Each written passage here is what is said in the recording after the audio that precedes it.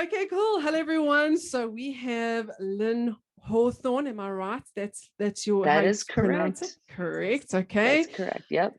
So yes, Lynn, it's awesome to have you on our show today. It's like this is our first interview, everyone else that is listening. So this is fantastic. So can I just say from the get-go, I'm not going to do too much talking here, but I loved when Kayla sends us your little thing, your email, just your bubbliness really intrigued me, because as a mom, your moms need to be a little bit bubbly, because sometimes we can take life a little bit too seriously. So I love that. And I loved your wonderful outlook on life. Just reading about you. So as I said, I'm not going to take too much time, but Lynn, it's wonderful to have you on the show. And I think maybe just to start off, I see, we read that you basically have a children's book. Tell us a little bit more about that. Sure, absolutely. So my goal in life, and I've ever since I started this mom journey, my goal is to help moms. And if I could roll up my sleeves, go over to their houses and do all the itty bitty things with them, the things that nobody sees, like up in the middle of the night, baby throws up, poo everywhere. If I could be with the moms and and just encourage them and help them in the moment, kind of transfer, and instead of getting sad or upset, just find the funny in each situation. I think that that's the sort of thing that I could bring to the table. However, I've got 4 kids and babysitting is very expensive. So at this point in my life, I'm in the trenches with everybody else. So what I can offer, however, is my writing and my humor writing. And what I do is I find the funny in the everyday things, the nitpicky things. And so I've been writing for about probably 6 years and been using my blog to kind of hone my own voice and my own writing skills. And excuse me, my throat is dry. Oh, sorry. And that's okay. And so what I recently did was I wrote a series of 6 children's books. Wow. And I find that really funny because I'm a kind of a salty mom, kind of a no nonsense, come on guys, let's do this. And so flowers and butterflies aren't generally my thing. So you really wouldn't think, oh, Lynn just wrote some children's books. That's kind of weird. but I wrote these books, and it's on independence and helping kids level up. I want to help moms realize that kids are one of our best untapped resources in terms of helping us get back the tiny bit of time. And it's small increments, such as, hey, look, Junior just learned how to tie his shoes. Fabulous. It took me a little bit to teach him, but guess what? That's 20 seconds I just got back. And so it's a little bit of time, it's a little bit of peace. And I think it's really, really important for personal growth. Yes. And you guys see this all the time. You see the pride in their eyes as they discover a new task that they can now do through blood, sweat, and tears. They can do by themselves.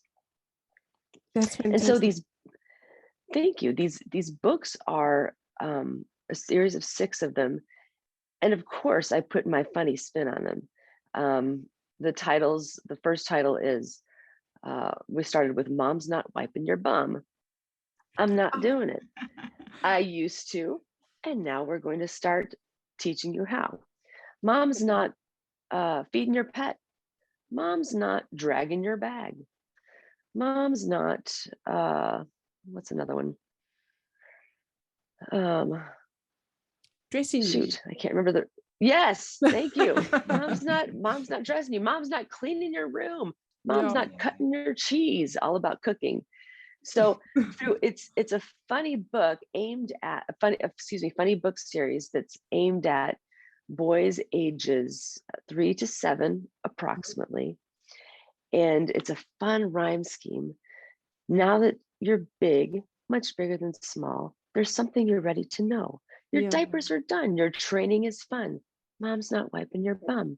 Oh, wow. So that's fantastic. So go carry on.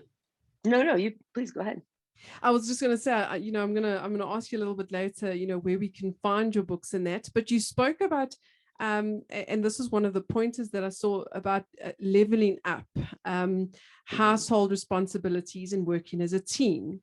So, for me, I literally just went to a school meeting and they were like, give your kids chores. And I'm like, my kid is like, my youngest is like 3 and my other one's 5. And the 5-year-old's just like brain scattered everywhere.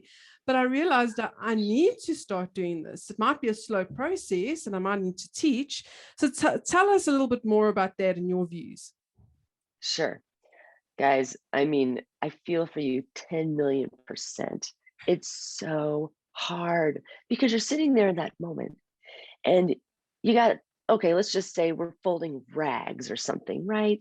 You're doing the laundry and you're exhausted and you're like, oh my goodness, I know I need to teach this, but I'm just so tired. I mean, you may not even need to teach it. For instance, like you're folding laundry, you just start separating the rags and you throw it into their own little pile. And then you just look at your 3-year-old, hey, look at that right over there. The family needs some help. And I always use the words, the family does.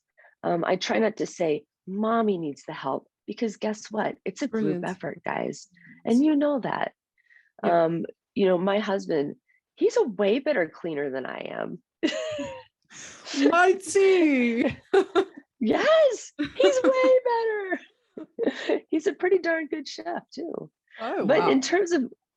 I mean, so not taking on it's different if you've talked about it, as a couple, like that's your job and that's my job. But we still help out with each other's jobs per se. Yeah. And so I talk about it with my kids. Hey guys, it's time for the family to pull together and we're all going to help each other.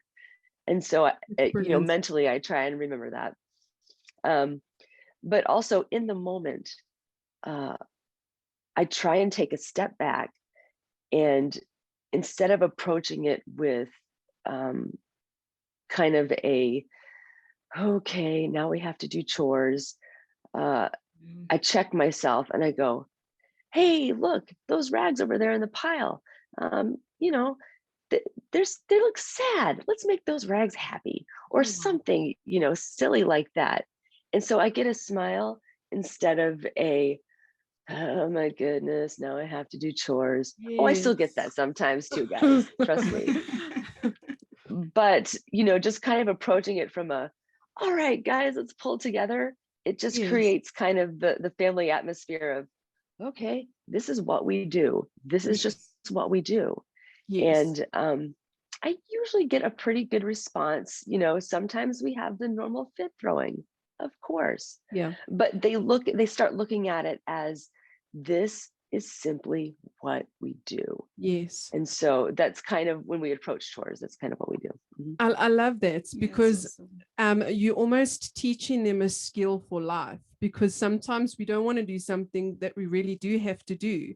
And that change of mindset, one day when they go to big school or to work one day, it's not going to be a thing of, I have to, this is what we do. And this can be enjoyable. And even the smaller little things in life. So I love that because it's teaching them simply. So definitely a mind check, step out of it and go, just let me see how I can handle this better. I love that. Yeah, no, that's awesome, because how you present it to them as well. Because sometimes we can make it sound like it's something that's like a heavy load, or it's something that's so, come on, we need to. But when you said let's make them smile, I love that personally. I think it's awesome because it'll make the kids want to do the work as well. Because you're saying the clothes are sad on the floor, let's make them happy and put them in the basket. I mean, that's fantastic. And as you were speaking, I don't know if you've watched the movie The Guardians, and there's, Santa Claus and all the tooth fairies and all those people, and then there's Jack Frost. So you remind me of Jack Frost.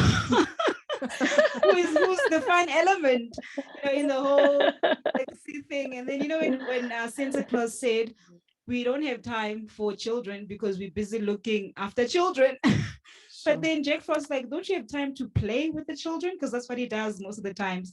So you are Jack Frost, Lin. That is so funny, and you guys are so that movie line, like, you don't have time to look after the children because you're looking after the children. I mean, is that parenthood, like, in a nutshell right there? I think after he said that, he also thought, wait, you're busy looking after children that we don't have time for children. It's like, how does that work? Very good. Very good. I know. But the next thing that I wanted us to sort of like you to discuss with you is learning how not to sweat the small stuff and gain perspective. And I know for myself, especially as a new mom, I mean, housework never ends. It never ends. There's always something to do in the house every single time. And I know for me, I love my tidy and clean space. But after having kids, that sort of like goes out the window. And we can fuss and stress about keeping things clean all the time. And we actually forget to just sit back and relax and just gain perspective as what's important. So how can you, like, for us as moms, how do you then help us to sort of like, hey, moms, it's okay sometimes to just like chill, when the house is dirty or when something is not working or didn't work out as you have planned it. So you can speak on that with us. You said you have, how old is your first one? 7. I have 3 with 1 on the way. Okay. So soon I'll join you. 1 on the way. Yes. So you guys are, I mean, you are right where I am. This is so cool. My oldest is 7, turning 8. You guys remember that first one, and that little tiny baby came out, and you're like, oh my gosh, this is so amazing. And then you get home and you're going, oh, how can I do this? Like, I've got this baby, but the house needs cleaning. Yes. And you're just trying to figure it out. And everybody says, sleep and the baby sleeps. Yes. And you're going, oh no, but the house is dirty. Exactly. Well, yes, that first baby's hard, isn't it? Because you have these two things fighting so hard. So I think some of it is time, and you start developing the perspective over time. However, if you are the type of person where it really creates anxiousness in needing everything ordered in that clean house, that could actually be a real struggle, even as you go along. It certainly is for me, needing to do all the things. And for me, it's less about cleaning because I'm not great at it. But the stuff it's the rest of the stuff. I'm responsible for all the bills in our house. My husband, when we talked about it at the beginning, I assumed that job. And there's a whole lot of other things. I run about 5 other businesses. There's a lot to do. And so when we talk about perspective, let me tell you a little story. So I was at the washing machine one night, and I've got this, just putting all the laundry in, and I pull up the sock, and the sock is once again inside out. I wanted to stew about it, and it was wet and it was disgusting, and it was just so gross. I just held it up like this. I'm going, I can't touch this. This is disgusting. And that's when the rhyme for the book popped in my head. Mom's not doing this. Mom's not touching that sock. And so in that moment, ladies, we've got an option. And the option is, well, it's easier if I just fold it inside out, throw it in the wash, and call it a day. But what needs to happen, and not always, because life and grace, But what needs to happen is that the person needs to be held accountable. So I yelled upstairs, Joshua, get down here. So he comes down here. I hand him the sock. Here you go. Plop. Can you fold it inside out? Okay, sure, Mom. Throws it in the wash. It's a small victory, but it's one thing that can bring you closer, repeated 11 million times, you know, to gaining that independence. And then I come back to the perspective, and you've taken a pause, you've stepped back, and instead of feeling the flush of anger, you go, okay, you know, the pause is everything, as you know, because the anger is real. And especially when you're tired. Yes. Yes. You know, and so, yeah, it's taking the pause, taking the time, and just realizing that it's not as big as you may think it is. Yeah. And I've found that just incorporating a little bit more play, it looks like a raised eyebrow, a smile, instead of always coming at things so hard and so directly. It's very good. It also, as you know, because you guys watch your kids and you watch their reactions, it depends on each child how you approach them. Yes. There's one I can approach very directly and I get a fine response. And then there's one, if I come at him all the time saying, okay, now we have to do this, I start getting the big pushback, I start getting the big attitude. And so I have to incorporate a lot more play. Sure. It's a lot to keep in mind, isn't it? Yeah. No, every kid is different. And there are days where you're just too tired and you go, oh my gosh, like just get this done. Look, but yeah, go ahead. Sorry, I loved what you just said now in terms of, because when I get pushback, I'm thinking I push harder. Yes, I push harder. But you've just said incorporate a little bit more play. And like that changes my mindsets. I'm like, hang on, what if I do it the opposite way? What if I do a little bit more play? Maybe it'll change things. That's why I love it when each mom has a certain way and a certain tactic and a certain tip that they have mastered. And that's why I think it's good for us to mingle, because we can go, well, have you tried this? And this for me is like, well, Denise, try that. Guys, I have learned so much from my mentor moms and just watching other moms around me, my friends, and you guys too. You pick up these little things and you go, oh, that's great. I'm going to try that. Yeah. Because we've never been at this mom thing before. Yeah. This is new for us. And I know you guys are in situations every day where you just go, I don't know what to do here. And sometimes we fail. And I come back to my kids and I go, man, I just screwed that one up. Can we start over? Can you forgive me? That's a good. And I think that's been instrumental for me in this journey, is just being humble with the kids. No, that's true. That has just brought me to the next point that obviously we'll touch on. Being graceful and being humble. Now, absolutely. I am not that. I'm that strong-willed, dramatic mom. My way or the highway. Yes, I'm like, it's like grace and humility are not my best aspects. Tell us a little bit more about that, about leading your children with grace and humility. And you might have touched on a couple of things, but in the previous things you've spoken about, but anything more on that? So I really do believe that when we are given these kids, they look at us and they go, you are the leader. You are leading us. And so what we're doing is we're modeling leadership for them. Yes. And not all of us had really good models, did we? Yeah. And so what we're trying to do is we may be leading sometimes with gaps in knowledge of how we're supposed to lead. That's true.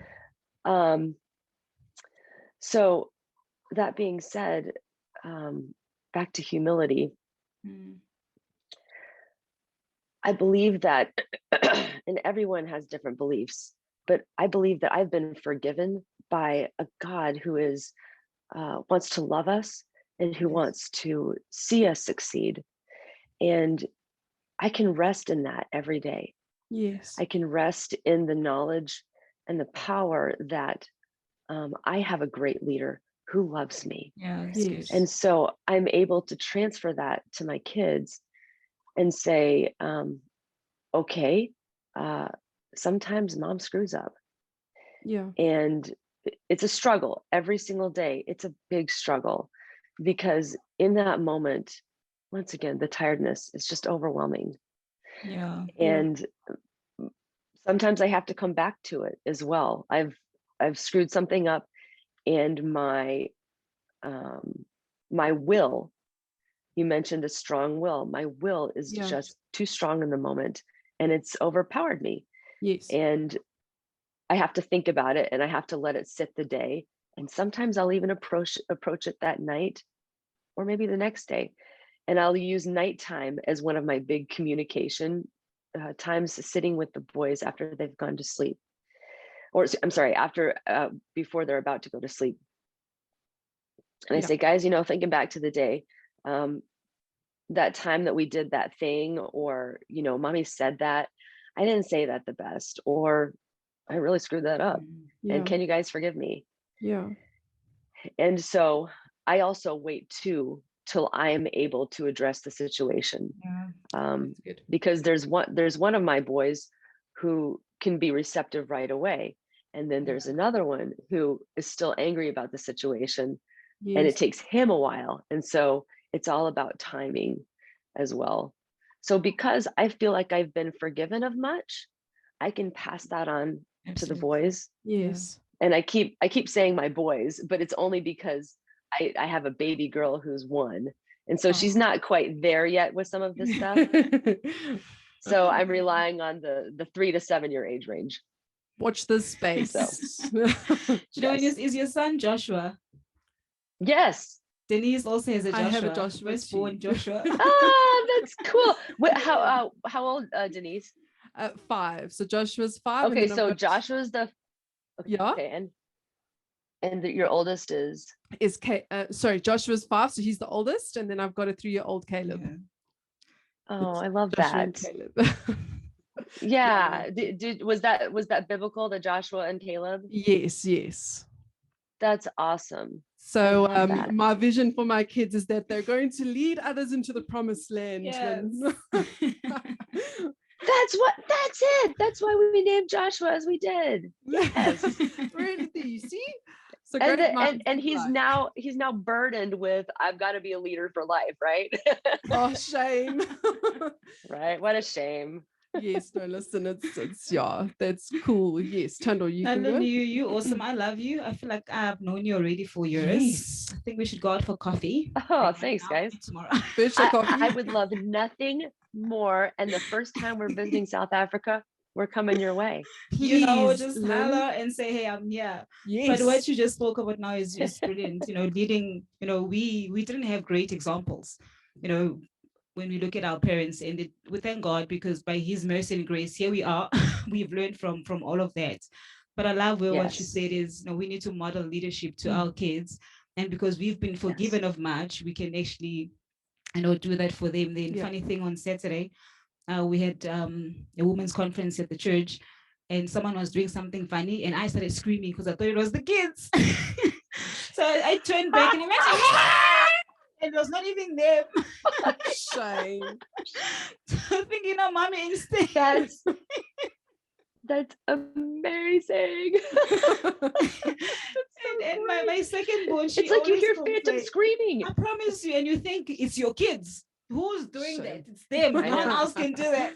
And my the second born likes to say, Mommy, you only shouted us a lot. You just shouted us a lot.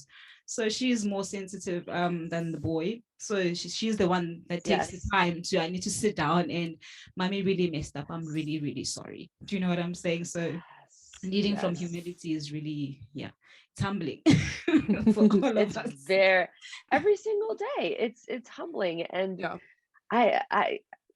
gosh, I know the Lord teaches me it feels like way more than anything I'm doing with them. I feel like this whole thing is about me. Yes, absolutely. That is absolutely it. No, that's great. And just the last point that we just wanted to touch on as well is laughing at all the weirdness. You know, sometimes as a mom, you can do weird things, especially when your kids are smaller. So Matthias is 3, right? That's my third born. Okay. And I used to do this thing with him, right? Where I would kiss him all over the face and go, oh, my no, punish me, and kiss him. And he would love it. He would smile and give me a hug. Now I try and do that with him. He's like, oh, Mommy, no. He's like so irritated. I know. Isn't that just, breaks your heart? You're only 3, you know, you're supposed to maybe hate that at 5 or 6 or 7. I don't you know. Can't grow up that fast. I know. You know what I'm saying? I'm like, you're only 3, my poor. So my heart was a bit broken. I'm like, oh, he's growing up so fast already. And, you know, sometimes moms, we can experience that way. You can take that as a rejection from your child as well and go, oh, my child is rejecting me, or maybe take it too personally. So as moms, as the kids grow, you know, the weird things that we used to do for them or with them, and all of a sudden it's not so cool anymore. And now you're like, I will not stop being weird. I will be weird. Fine. What did I tell my friend the other day? She's a younger gal, and she's going, yeah, Sarah, you make me laugh so hard. And when I'm a mom, you know, I'm kind of watching what you're doing. And I go, Sarah, here's the thing. It's not hard. All you have to do is incorporate a little bit of sarcasm every single day until they get to teenagehood, and then you're speaking the same language. It's brilliant. So I think in a way, as moms, we do a little bit grow up with our kids, and you try a little bit of this and a little bit of that. Oh, okay, that didn't work really well. And I think different than the previous generations is that we really want to get to know our kids, and it's okay to laugh with our kids, to cock that eyebrow at them like this and laugh a little bit and bring to the table some humor. And I know, and it's, you know, we talked about, it's a lot of times it's not their fault because they weren't modeled that. And they were taught, I tell you something, you do it. If you don't do it, you get in trouble. This is the formula for parenting that you know, the previous generation may have relied on. And go ahead. Oh, no, you can carry on. We don't have a lot of time left, but carry on with your ending your thought there. I'd like you to end it there. Well, you know what I mean? Your thought there. Don't interrupt it. And the beautiful thing is that we have the opportunity, especially the ones where we're transformed through Christ, we have the opportunity to try things a little differently and to explore all the weirdness with our kids. Yes. And at the same time, you can still have an appropriate parent-child boundary. You know, we know that we're not their friends per se. However, being real with our children, letting them see our anger sometimes, letting them see how hysterically funny we think things are, and the realness of our person is going to make a huge difference in just their child rearing. I love that. I really do love that. Lynn, like our time is too short, so I'm not going to lie. So we are going to definitely at some point have you on again. I don't know what we would talk about, but we'll find something because you've been so awesome. But just in closing, thank you so much, guys. No problem. Where can people find you, your books? Yes, where can we find you? We are still in production. So we're not quite there yet. I know. Our illustrator is finishing up the first book right now. My website is linhawthorne.com. And there you can go on and read all of the silly stories, all of the funniness, while you wait for the books to be finished. And I would love to come back when we've got that first hot little book in my hand and it's ready to go. But guys, they are going to be funny, and it's going to be fun and funny for the mom as well as the child. So that's fantastic. We are looking forward to that, like on every level. Lin, thank you so much. Thank you so much for being on the show. It was really awesome. We love you, and we don't even know you like personally, but we love you anyway. And we cannot wait to speak to you again. We love you lots. Guys, you were an absolute pleasure. And I couldn't have just enjoyed our conversation more. I appreciate it. Fantastic. Well, we'll speak to you soon, Lin, or maybe just share an email or two as well. Okay. My email is author@linhawthorne.com. There you go. That's it. Awesome. Okay. Fantastic. We'll definitely say this is not the last. Yes, it's not the last. Definitely the first, but not the last.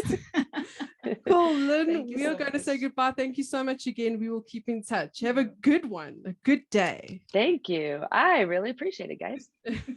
Cool, Lin. Thanks.